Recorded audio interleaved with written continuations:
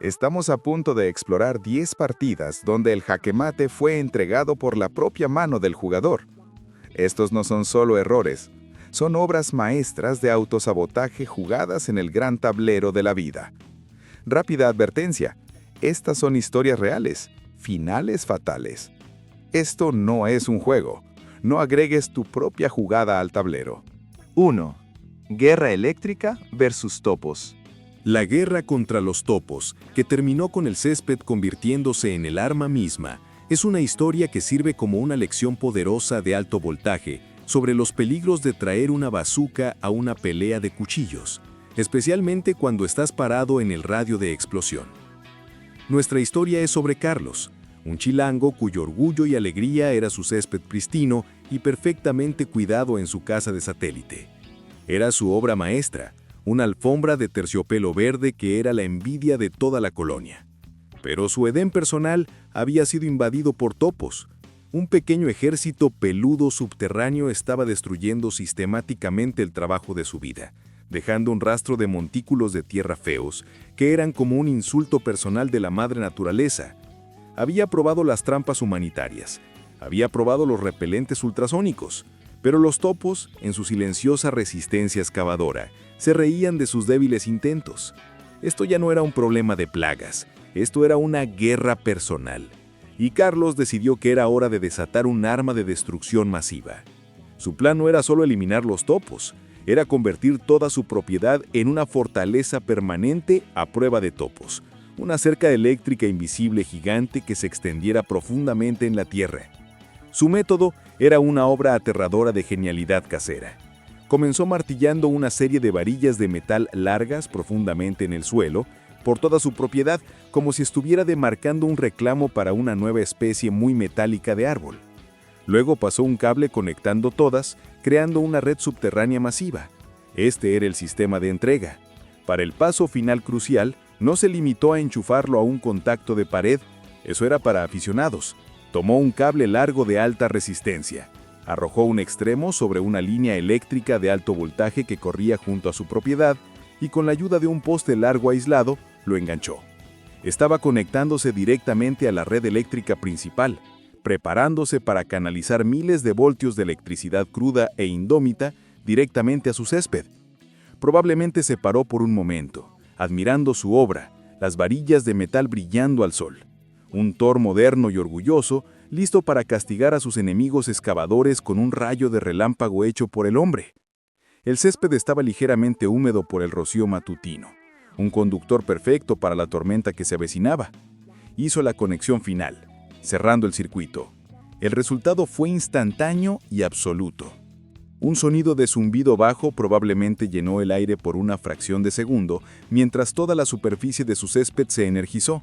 Había electrificado exitosamente todo su patio, convirtiéndolo en un eliminador de insectos gigante, silencioso e increíblemente efectivo. Pero en su enfoque obsesivo en sus enemigos subterráneos, había olvidado un detalle pequeño, crucial y muy fatal. Estaba parado en ese mismo césped cuando hizo la conexión final. La electricidad, buscando el camino más corto al suelo, no necesitaba buscar topos. Encontró un conductor mucho mejor y más eficiente parado justo ahí. Fue electrocutado instantáneamente, víctima de su propio sistema de control de plagas trágicamente exitoso. Había ganado la guerra contra los topos, pero al hacerlo, se había convertido en la primera, última y única víctima de la guerra. 2. Cerca mortal de cadena. La historia de la cerca DIY, que fue construida para durar para siempre, y un hombre cuya vida no duró, es un cuento de las montañas escarpadas de Nuevo León, un lugar donde la autosuficiencia es una virtud y las regulaciones de seguridad son vistas como un conjunto de sugerencias corteses y completamente opcionales. Nuestro héroe, un individuo ferozmente independiente al que llamaremos Rodrigo, tenía una gran visión para su vasta propiedad sin domesticar en las afueras de Monterría. Una cerca que no fuera solo una barrera, sino una declaración. Una cerca que dijera: soy un hombre formidable que construye cosas para durar. Necesitaba una cerca que pudiera detener a un venado cargando. Optó por una cadena de ancla masiva y oxidada que había rescatado de un naufragio en el Golfo de México. Esta no era solo una cadena. Era un behemoth con eslabones individuales que pesaban más de 10 kilos cada uno. Para los postes de la cerca, usó secciones pesadas de vía férrea. Su método para clavar estos rieles de acero en el suelo era una sinfonía de ingenio de patio trasero y física aterradora. Usó una grúa pequeña para suspender un bloque de motor de 200 kilos sobre la vía férrea, usándolo como un martinete improvisado.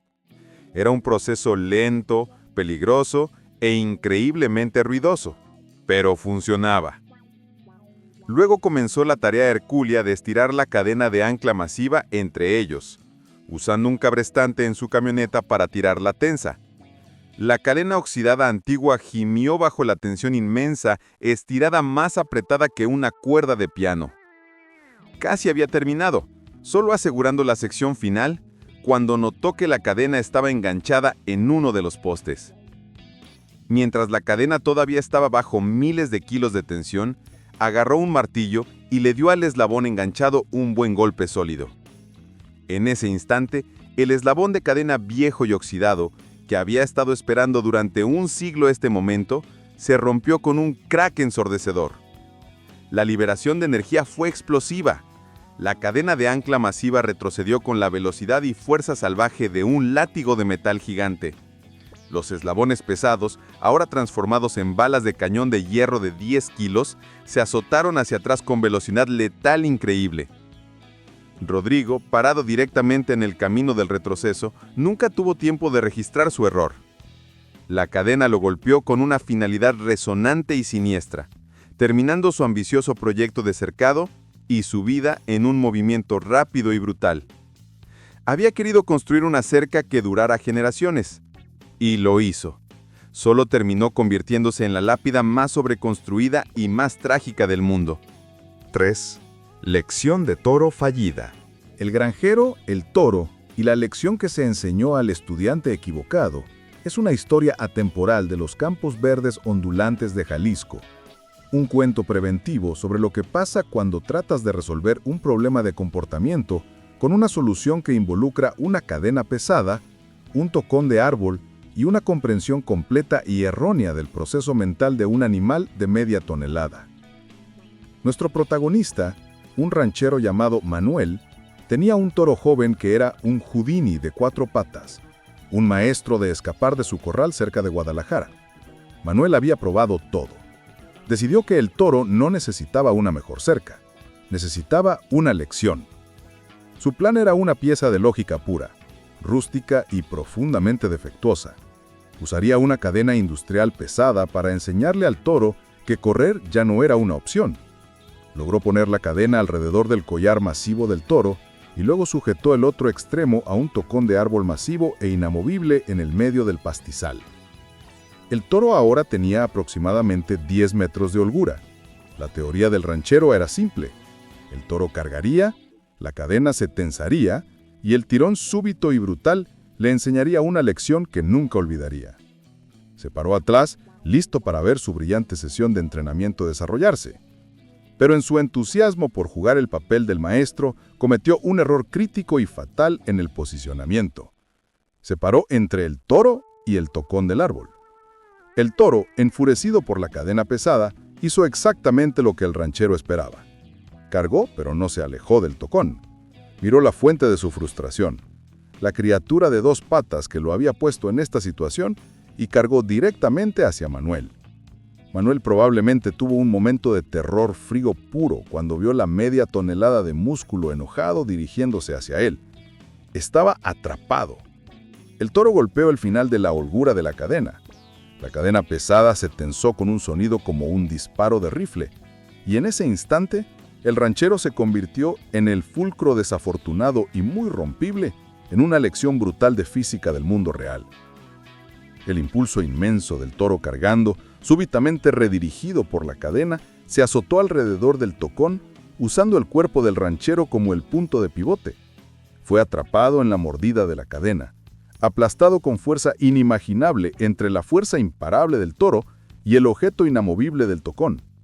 La lección fue entregada, solo que fue Manuel, no del toro, quien aprendió que cuando estás tratando de enseñar una lección que involucra masa y momento, nunca, jamás, debes pararte en el medio de la ecuación. 4. Caballero de Xochimilco. El entusiasta de la fantasía medieval que fue derrotado por su propia autenticidad es una historia que sirve como una lección poderosa y muy húmeda sobre la diferencia entre un pasatiempo y un pacto suicida. Nuestra historia tiene lugar en los pintorescos canales de Xochimilco, donde un hombre, llamémoslo Eduardo, no era solo un fanático de la historia medieval, era un practicante devoto. No solo iba a ferias renacentistas, él era la feria renacentista. Su magnum opus, el proyecto que había consumido años de su vida y una pequeña fortuna, era su propia armadura completa de placas, forjada a mano e históricamente precisa. Había pasado incontables horas en su taller, martillando, moldeando y puliendo cada pieza individual de acero, desde las espuelas en sus pies hasta el magnífico yelmo en su cabeza.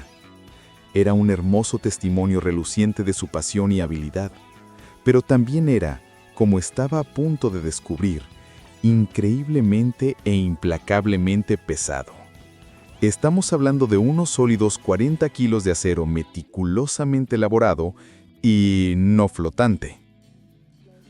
Una tarde hermosa, Eduardo decidió que era hora de llevar su creación a una prueba de manejo. Se vistió, un proceso que probablemente tomó una hora, y la ayuda de un escudero muy paciente, o su esposa sufrida, y fue a dar un paseo celebratorio cerca de los canales de Xochimilco. Probablemente se sintió magnífico. El sol brillando en la armadura pulida, el tintineo metálico de sus propios pasos, la banda sonora de su fantasía personal. Era un caballero de la era moderna, un guerrero fuera de tiempo.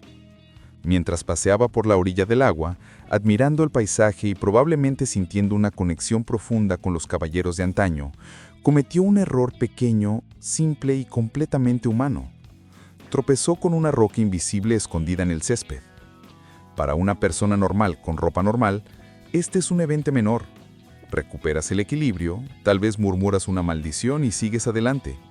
Pero para Eduardo, encerrado en 40 kilos de acero mal distribuido y pesado en la parte superior, fue un punto de no retorno. El peso inmenso de la armadura le dio cero oportunidad de recuperar el equilibrio. Era una estatua humana, y su centro de gravedad acababa de solicitar el divorcio. Se tambaleó hacia un lado en una caída lenta, ponderosa y completamente imparable. Directamente al canal. Aterrizó con un chapoteo masivo en lo que debería haber sido 1,5 metros perfectamente seguro de agua. Pero para un hombre usando 40 kilos de acero, 1,5 metros de agua podría ser la fosa de las Marianas. Aterrizó de espaldas y el peso de la armadura lo clavó al lecho lodoso del canal. El pánico probablemente se instaló instantáneamente. Estaba en una situación para la que ninguna cantidad de investigación histórica podría haberlo preparado. No podía sentarse. El peso era demasiado grande. No podía darse vuelta. La armadura era demasiado restrictiva. Estaba atrapado en su propio ataúd auténtico hecho a mano, a solo unos metros de la orilla. Sus momentos finales probablemente fueron una lucha aterradora, claustrofóbica y muy húmeda contra la misma cosa que había creado con tanto amor. Había pasado años construyendo el traje perfecto de armadura para protegerlo de dragones imaginarios, pero nunca había considerado el peligro mucho más real y mucho más presente de una pequeña roca en un canal poco profundo. 5. Llamas de Tijuana. El corredor callejero, cuyo movimiento de presumir estuvo un poco demasiado encendido, es una historia clásica del mundo de neón y alto octanaje de las carreras callejeras ilegales en Tijuana.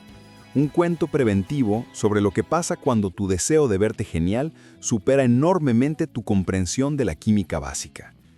Nuestro protagonista era un joven corredor, un tipo cuya identidad completa estaba envuelta en su auto importado fuertemente modificado.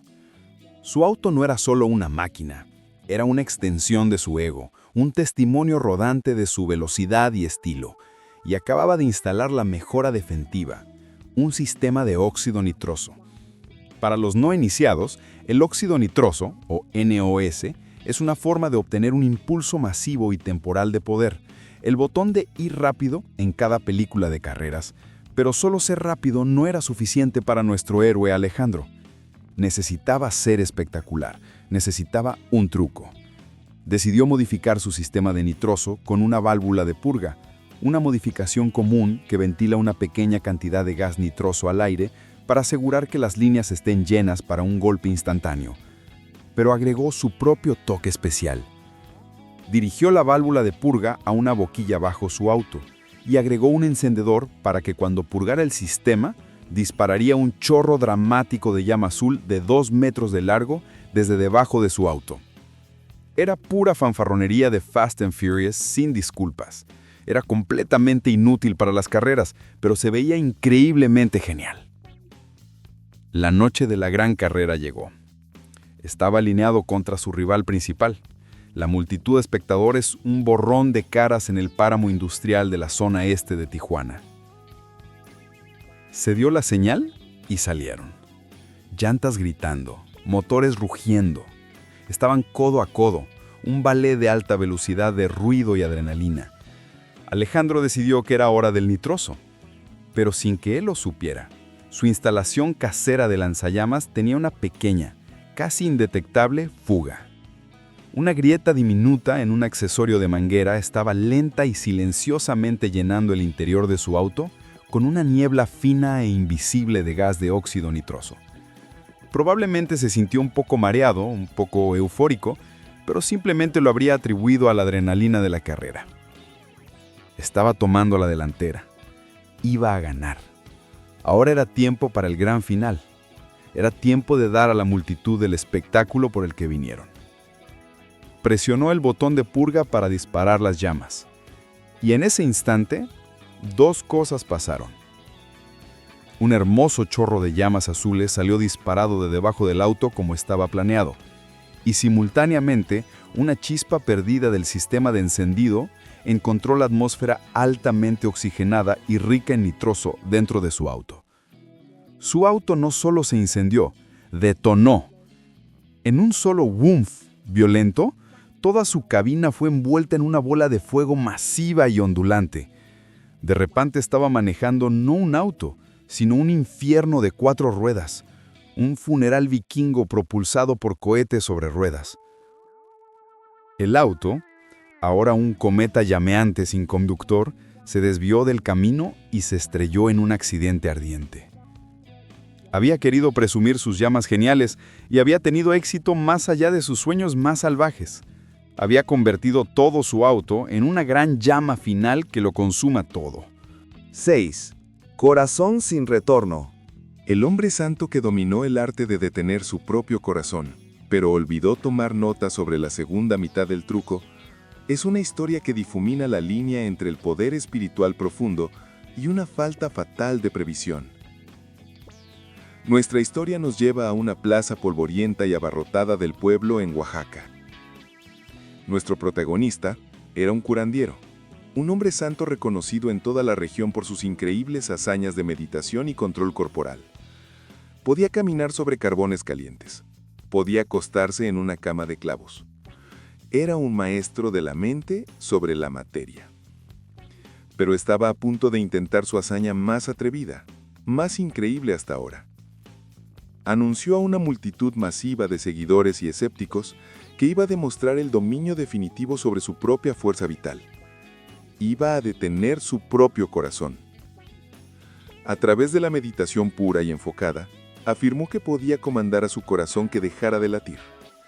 Y luego, después de un periodo de tiempo adecuado para probar que la hazaña era real, simplemente le ordenaría que comenzara de nuevo. La multitud era una mezcla de reverencia silenciosa e incredulidad abierta. Este no era un truco de magia. Este era un desafío a la definición misma de la vida y la muerte.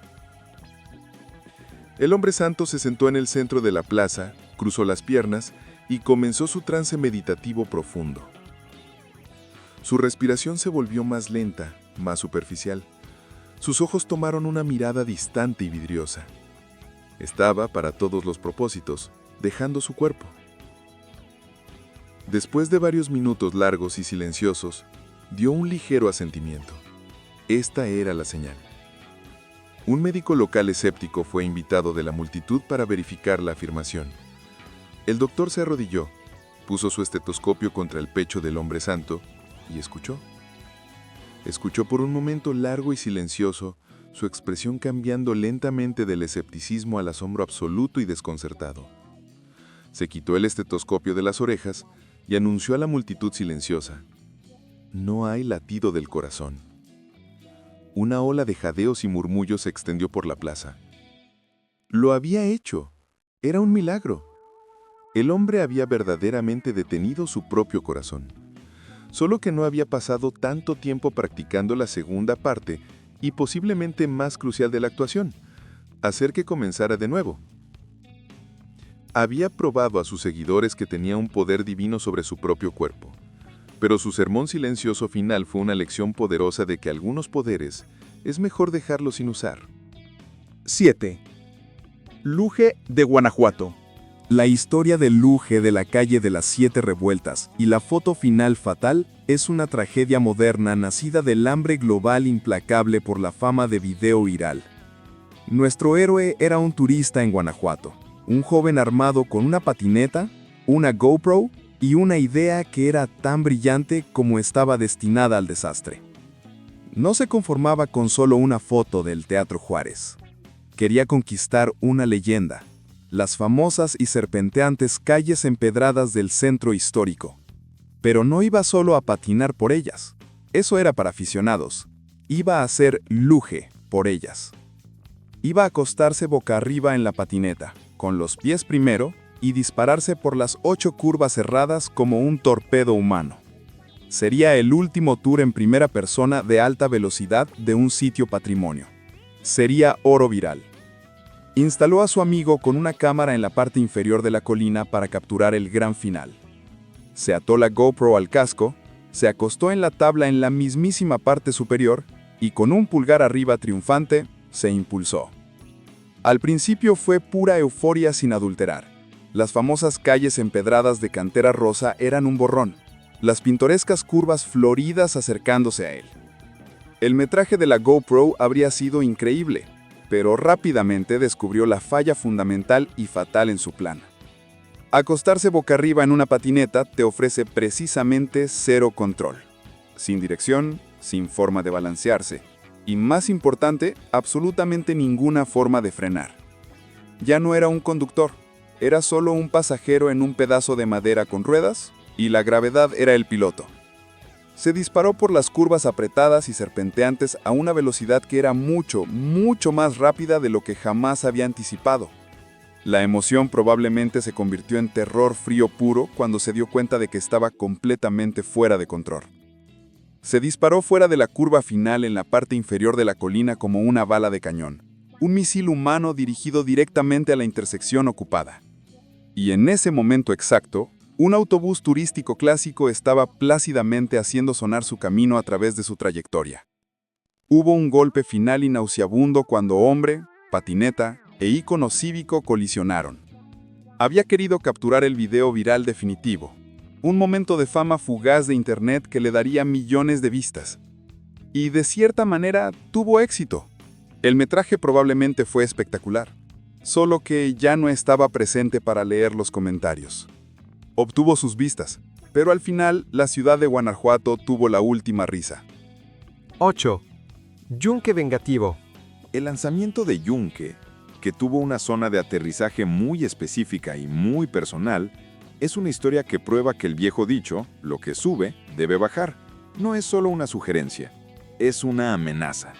Nuestra historia nos llega de los espacios abiertos de Sonora, donde un grupo de amigos, alimentados por aburrimiento, cerveza barata y una comprensión profunda y errónea de la física, decidieron participar en el pasatiempo oscuro e increíblemente peligroso conocido como lanzamiento de yunques. Para los no iniciados, este es un deporte real, aunque profundamente imprudente, donde usas pólvora para lanzar un yunque masivo y pesado de herrero cientos de metros en el aire. Es una exhibición ruidosa, espectacular y fundamentalmente idiota de pirotecnia.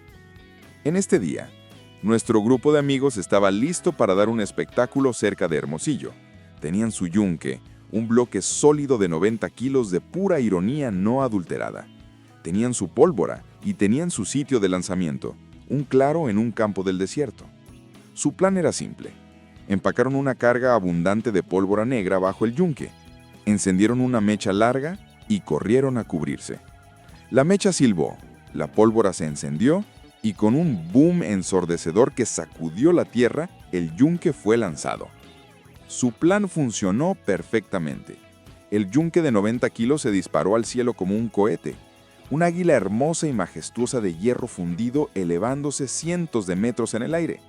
Gritaron de alegría, se chocaron las manos, probablemente abrieron otra cerveza, en celebración de su propio genio. Habían conquistado exitosamente la gravedad, pero en su emoción sobre la parte de subida de la ecuación, habían olvidado completa, total y fatalmente considerar la parte de bajada.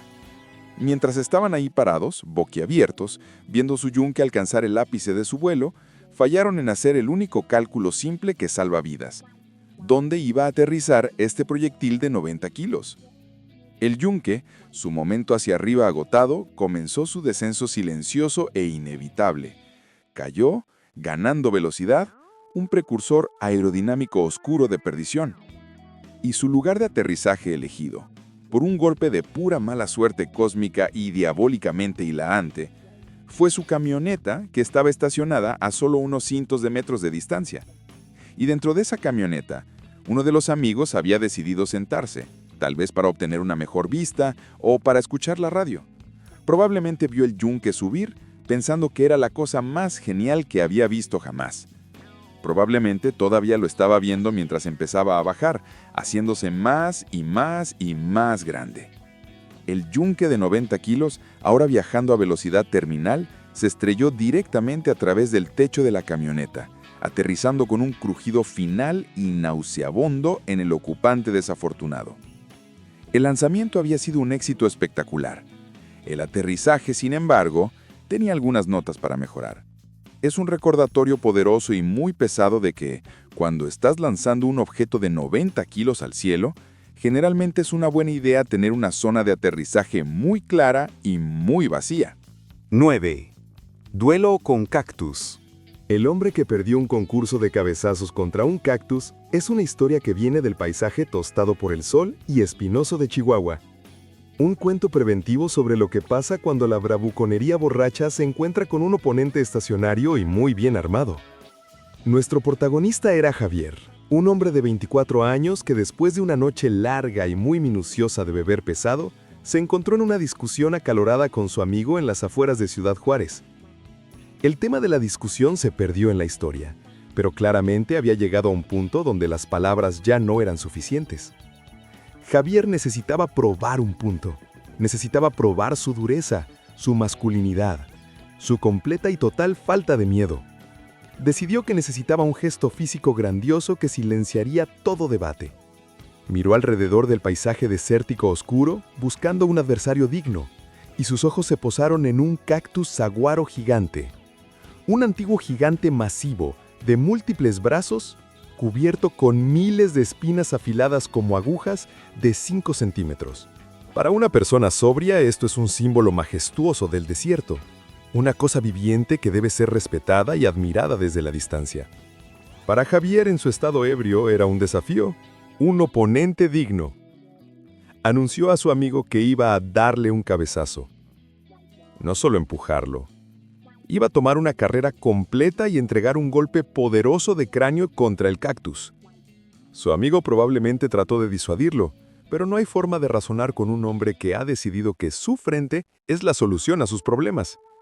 Así que Javier retrocedió.